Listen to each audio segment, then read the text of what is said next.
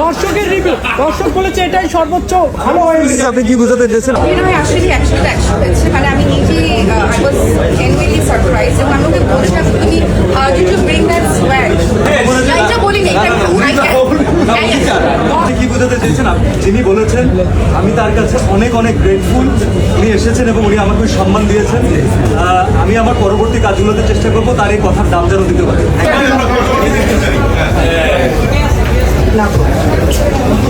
এই যে ভিউয়ের জন্য আপনারা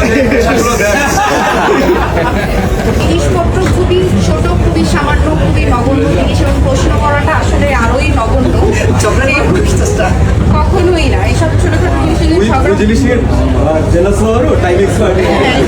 তো আমরা এখন একটা অনন্তকালের জায়গায় চলে গেছি।